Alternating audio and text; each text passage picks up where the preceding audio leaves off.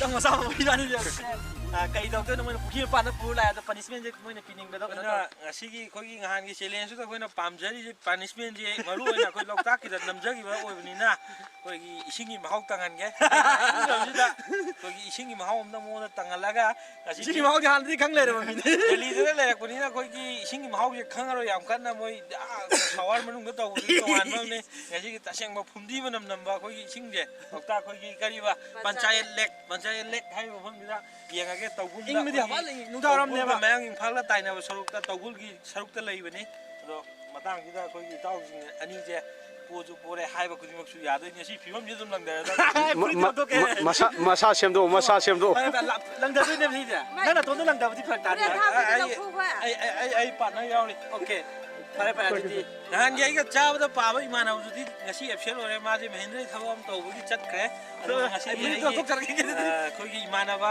มุดอามาสุดเลยอันนู้นสิยาวเราต้องไปเลยที่ตัวนะเสียอันตัวแกมาซากันว่าง่ามาพาร์กการ์ดตัวดีอะไรก็ง่ามาพาร์กการ์ดตัวดีอะไรเฮ้ย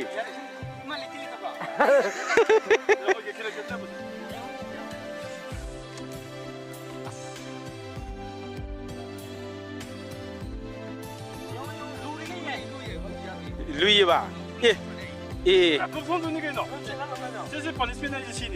冷了走冷路，你要走快一点嘛咯。咁咪快对对嘛。我哋走啦。對到什麼那個？能我講快咯。哎，計先。我車咁拉咗啦，拉咗得閒嘅。係咩什麼呢？係標喎。呢個，這是那個地方。阿輝，阿哥。我先冷不掉咯，冷不到咪即係幫人哋。啊，都計到鬥到喎，咩唔都鬥魚都計到嘅。先嗱呢個。阿媽好似阿媽冷包幾多咧？好似呢個都見到。啱拍冇個，啱拍㗎。哎，咪你做唔用嘅。哇！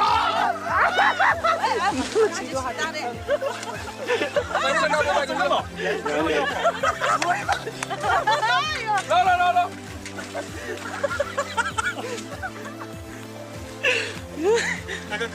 Ya baina kusi tu nani, mai kusi tu nanti, mai kusi tu nak apa? Karena Indo lah mai kusi tu ada. Mau ada pilih cakap apa kubiro ba? Sini apa ni nak? Karena mau kubiro apa? Mai kusi tu pun ni pilih. Kenapa bau? Kamu kerja lang tu dah. Lah. Next year kau Mister. Bay lang je, parang bay khasana. Iban ko drop bay khasana. Mayam tang lang bay. Bay ko tahu ni bay ko tahu. Bay ko dia di. Bay ko. Tel hai ba pai do re ji. Asal ni hip thong ni makan dah. Asal ni hip thong. Thong ni thong. So dia tahan gitu. Tel hai ba. Nga pharo. Mấy năm tầm tiếng bảo lo. Amo bao lo. Thằng tôi đang.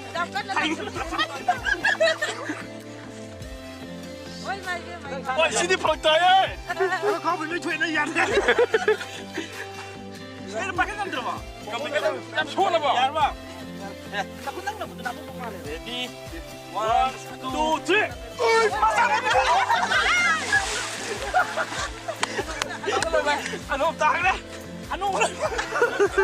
Anh sợ nó mang đi là thật nó ngay dài chứ nào. Nah, anh ôm tiệc tiệc. Aja ngam pharo. Ngomong thuốc của riêng một con. Lo. Cái punishment sẽ pi rồi, mình đã quay piong thuốc cho rồi kìa. Nói bên này rồi. Bây giờ sai rồi xin lỗi em. Em like tôi subscribe tôi cầu vegan em. Xin em sai rồi. À tôi khơi dịch thôi đấy. Tôi punishment sẽ ai phẳng ta đấy. Nào chúng ta ngày đi challenge mai park đấy ta đấy. Tôi mang đây tôi phăng lên xin pha chứ phura bộ giang có sao mà này. Lige lao lên mình ha. Lige nó mình được lige nói này mình đi. À tôi nào là punishment mà. Ngày punishment nào mà nó pirin này rồi tôi punishment nào tôi. Đang đi om sao punishment nào pirin bता रहे ngày đi. Ai giờ lối mà ông bảo hết mà nó. Ada punishment cái gì tôi tôi chứ. Punishment gì vậy? Cái đó đấy phẳng 타번 종장 바탕 아리고 먹게 타번 종. 에이 타번 종 떠오는 거 하네. 야로. 아직 뭐라 하지 마. 풍경에 떠올 종이라. 짜잔하라 지금 지는 거거든. 아스 kayak siapa aja dong tawan thado dak tôi juga pada tawan je dong xoay xuống tôi đâu cái nhau tôi bị mình xin 타게. mình xin tham tôi đâu mà as cái này giờ chân mà tôi mang tới tôi đâu tôi ta thì 종 알라게 타번 그만 캠 상종 기가. mga 종이라. hey ngomong kayak mini mga no kayak mini mga kayak jalan sige naman di chong ay 타동에. pada 그만이나. Diyan tha xuống tôi 아이로. harap yo le ji tao đi ano pare xuống thật tao đi thằng ha 민tor하게. music ready 1 2 근데 까르마 고송 정도 있나 타원 이제 하이게 너무 먹는 거. 아 이거 좋아 안 하고 거기 사인 종. 종이 오늘 먹으니 이 다들 이게 종 걸려 이러냐. 아. Nupi pa sao imagine to nubi imagine to dia lagi song tapi dah dia terang ni mai hai adam ni kutuk mai no mai kapi ni song gitu ya mak kinyo ai dia tahu tu oh ya le wa le tak ada ai lo chen dia ngai chen wai che ato ma'am video je loire ngasi gidi ato ma'am video je kita nuai ba entertaining oi bi tara ga di ai channel si Seram brothers channel subscribe to ko bi no like mo to bi mo ato ngasi gidi ma'am kaina ji comment to view like to subscribe to kakan hayo na comment je comment like subscribe okay lao ni nuai jaga aditi yai fasal ji ko yai fasal ji anu matung lao di jiwam jadri lang lang mum ji pare aditi kang nei pang nei yai pare nungsiba henman kibana soy kiba yauraklaba ngapiu koibu nangi thamoina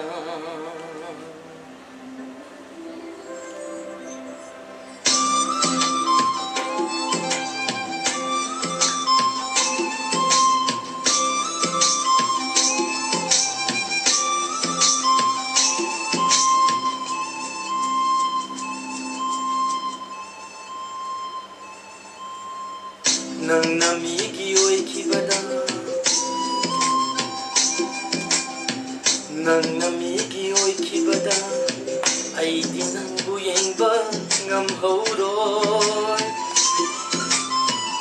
ai namigi oi kibada di ai namigi oi kibada di nandi ai bu yengba ngam hoga dara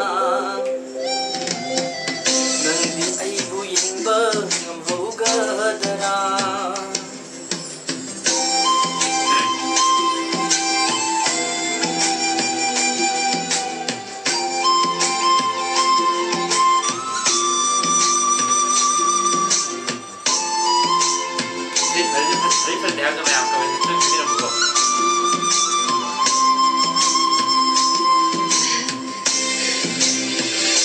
like, share, comment, kau bilang belum subscribe to video, bell icon na bilang mo, may video lang tayo kada mayam natin, pagmunga sa betul.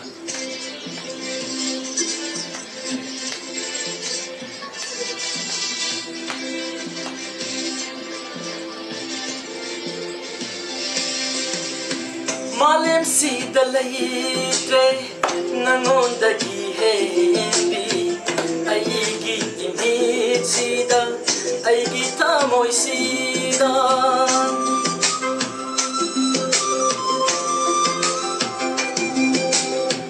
Malem si dalaitre nangondagi hebi aigi imit sida aigi tamoy sida Manglan su tay bang su nang ta mangai re oi re tangau ba nung sinakada nang namigi oi kibada ai di nang buyeng ba ngam hauroi ai namigi oi kibada di ai ꯑꯣꯏꯈꯤꯕꯗꯗꯤ ꯅꯪꯗꯤ ꯑꯩꯕꯨ ꯌꯦꯡꯕ ꯉꯝꯍꯧꯒꯗꯔꯥ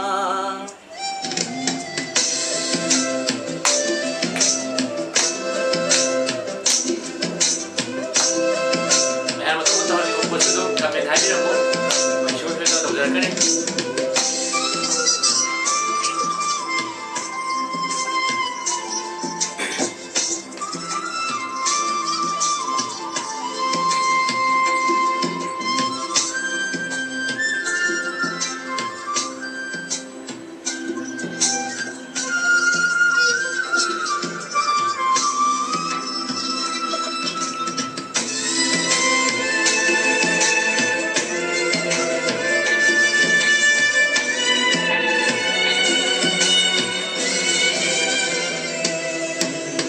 ꯅꯨꯡꯁꯤꯕ ꯍꯦꯟꯃꯟꯈꯤꯕꯅ ꯁꯣꯏꯈꯤꯕ ꯌꯥꯎꯔꯛꯂꯕ ꯉꯥꯛꯄꯤꯌꯨꯀꯣ ꯑꯩꯕꯨ ꯅꯪꯒꯤ ꯊꯃꯣꯏꯅ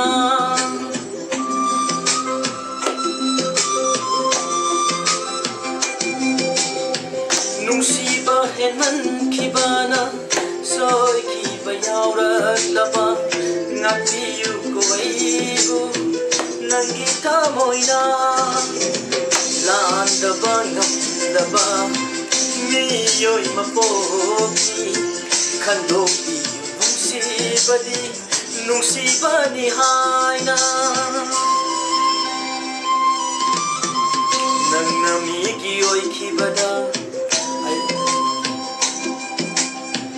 ꯅꯪꯅ ꯃꯤꯒꯤ ꯑꯣꯏꯈꯤꯕꯗ ꯑꯩꯗꯤ ꯅꯪꯕు ꯌꯦꯡꯕ ꯉꯝꯍꯧꯔꯣ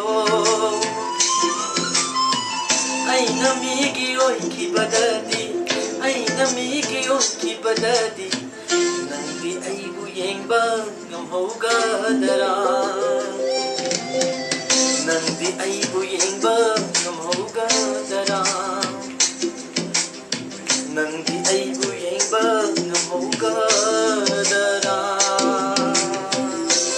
ꯑꯗꯨꯗꯤ ꯃꯌꯥꯝ ꯀꯩꯅꯣꯁꯦ ꯆꯦꯂꯦꯟꯖꯁꯦ ꯃꯥꯅ ꯉꯝꯈ꯭ꯔꯦ ꯏꯅꯥꯎꯁꯤꯅ ꯉꯝꯈ꯭ꯔꯦ ꯉꯁꯤꯗꯤ ꯑꯗꯣ ꯆꯦꯂꯦꯟꯖꯁꯦ ngắm lên rồi hả đây rồi sao mà sum sao mà ꯑꯗꯣ ꯉꯁꯤꯗꯤ ꯀꯃꯥꯏꯅ ꯇꯧꯕꯅꯣ ꯈꯪꯗꯦ ꯃꯥꯅ ꯑꯗꯨ ꯀꯩꯅꯣ ꯇꯧꯈ꯭ꯔꯦ ꯑꯗꯨꯗꯤ ꯃꯌꯥꯝ ꯀꯩꯅꯣꯁꯦ ꯆꯦꯂꯦꯟꯖꯁꯦ ꯂꯣꯏꯔꯦ ꯆꯦꯂꯦꯟꯖꯁꯦ ꯏꯅꯥꯎꯁꯤꯅ ꯉꯝꯈ꯭ꯔꯦ ꯃꯃꯥꯡꯗꯁꯨ ꯃꯥ ꯈꯔ ꯇꯧꯔꯦ ꯑꯗꯣ ꯉꯁꯤꯗꯤ ꯈꯔ ꯍꯣꯠꯅꯕ ꯋꯥꯠꯄꯩꯔ ꯀꯩꯅꯣ ꯑꯩ ꯃꯥꯏꯊꯤ ꯌꯧꯔꯦ ꯑꯦꯅꯤꯋꯦꯗꯣ 30ꯀꯤ ꯁꯕꯁꯀ꯭ꯔꯥꯏꯕꯔ ꯌꯧꯕꯒꯤ ꯁ꯭ꯄꯦꯁꯤꯌꯦꯜ ꯑꯣꯏꯅ ꯇꯧꯖꯕꯅꯤ ꯑꯗꯣ ꯄꯅꯤꯁꯃꯦꯟꯁꯦ ꯑꯃꯨꯛ ꯍꯔꯥꯎꯕꯁꯤꯒꯤ ꯄꯣꯠꯁꯤꯗ ꯄꯅꯤꯁꯃꯦꯟ ꯑꯃꯨꯛ ꯐꯪꯗꯣꯔꯦ ꯑꯗꯣ ꯏꯅꯥꯎꯒꯤꯗ ꯄꯤꯅꯤꯡꯕ ꯄꯅꯤꯁꯃꯦꯟꯁꯦ ꯀꯔꯤꯅꯣꯗꯣ ꯇꯧꯕꯤꯔꯣ punishment ice umandi tumribo ꯂꯣꯏꯅ ꯎꯝꯗꯣꯏꯔ ꯍꯥꯏꯁꯤꯕꯣ amani umdare ꯑꯃ ꯑꯅꯤ ꯑꯣ ꯃꯥꯏ ꯒꯣꯗ ꯅꯠꯇꯦ ꯑꯃ ꯎꯝꯗꯣꯏꯔ ꯑꯅꯤ ꯎꯝꯗꯣꯏꯔ ꯎꯝꯕꯗꯤ ꯁꯥꯏꯒꯗꯕ ꯁꯥꯏꯒꯗꯕ ummoduga sai ꯎꯝꯕꯗꯤ bulb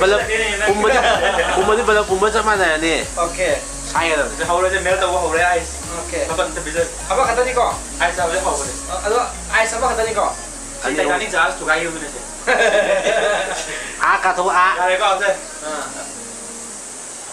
이거 너무 남이랑 아니야 cái này trong ngoài rồi bao nhiêu đấy rinse soyo ha pe ne mune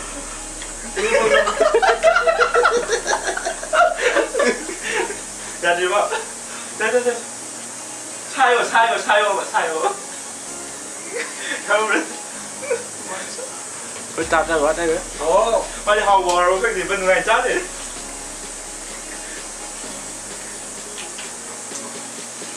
이거 뭐야 뭐야 ya di bây giờ 이게 뭐야 얼른 뭐야 너 아이스 아무도 고맙죠. ai tum mo kumanga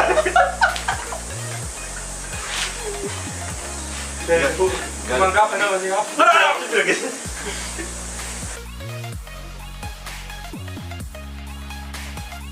ha ai tum mo kumanga mi ya re de ingen ya ya tingnan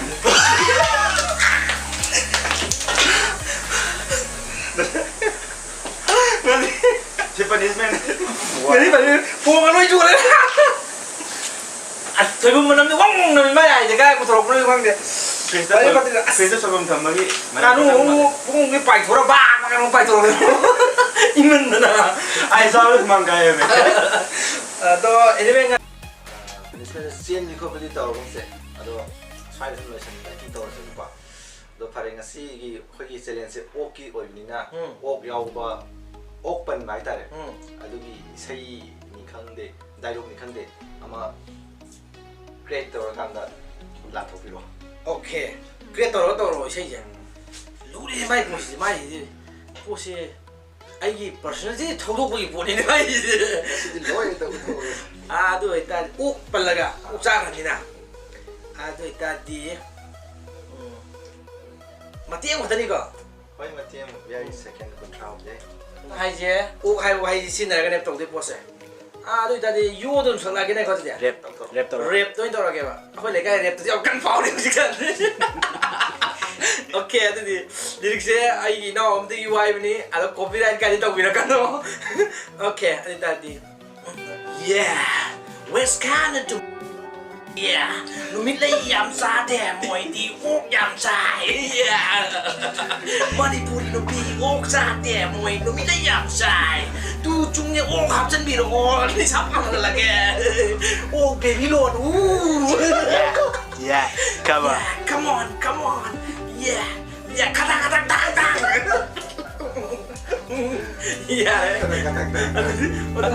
Yeah, no feeling of you aja.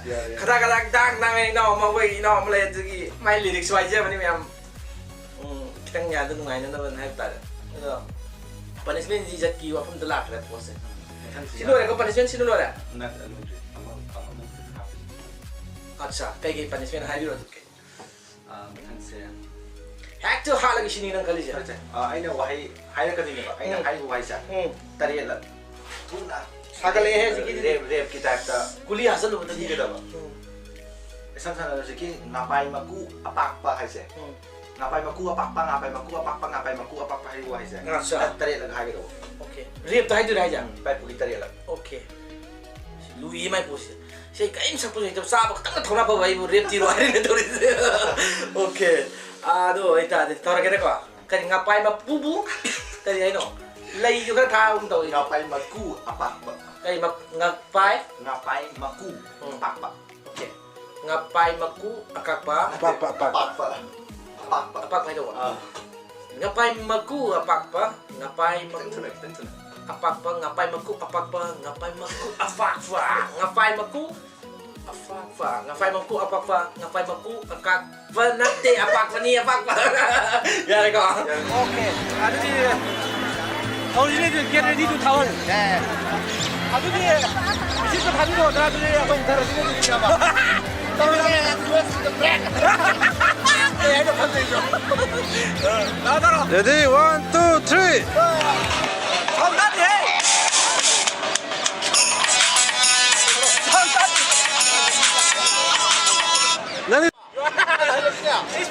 야. 1, 2, 3, go.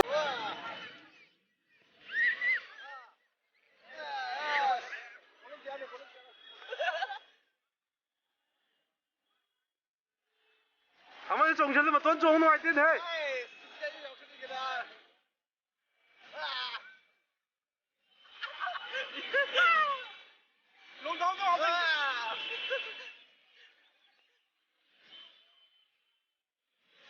sobra.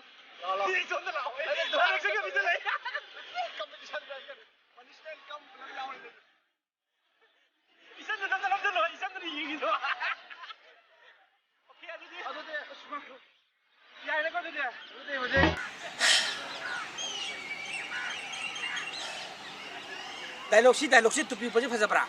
Pwede lang to. As ay haujara ke ko maya na te ko inong si ba punishment piri ba mai punishment ma thong dire film start olan dore ta si haujara ai si dialogue si tupi ko pa te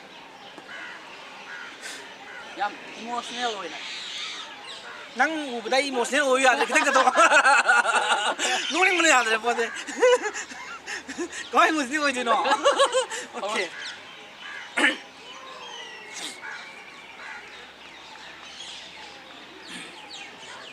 sound tim hapo ko 1 2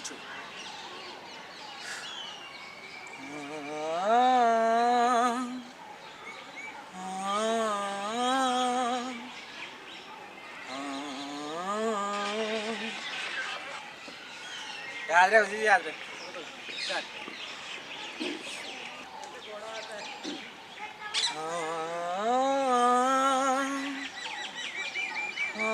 와봐 가야돼 어떡해 오케이 그래도 맞지 디스트릭 가거든요 나는 디스트릭 가거든요 근데 얘도 디스트릭이네 아따 안 되네요 오케이 ready start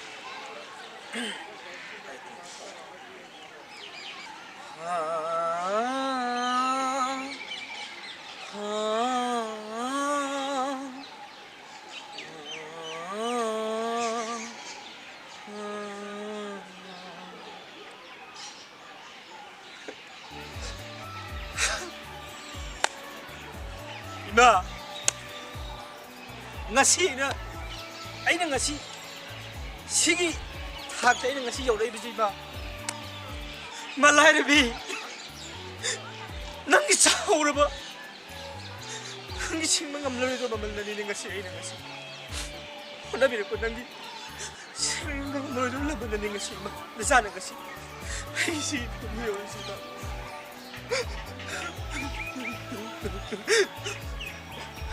nasana lagi yo iba apang manasani kalaga imo ungtani ngakpiyo iba ay kangum iba ayo iba ayo iba ayo iba ya 이거는 돼 아이들 먼저 깜깜내게 뭐지 말아보다 야, 야, 생모지 좀 레이드나 거 이마이 파이 신경 거기 챌린지 거기 나는 강 그래 거기 나는 강 그래도 퍼니시먼트 많아 퍼니시먼트 cái video nó làm gì không để cái phiên nó phải là video post punishment thì khara pohai lagi ngasih deh mana khara acting khara toh lagi ngasih deh acting macam toh ngasih deh ai nah hari kau ni apa si toh kan tak toh ni apa ok change toh ni apa này cái là kita betul-betul kapi toh oh jadi sini ha ya apa ready ya Adi tadi kita han udah masak sampai pamsak rất là sâu à masak rất là kuno masak sampai kuno tuh nih Cái nô của tôi vô tổ rồi kapu kamu kan nô sao isai bersam sâu laksa게 나타난 고통의 이제게 đại lùng sam tổ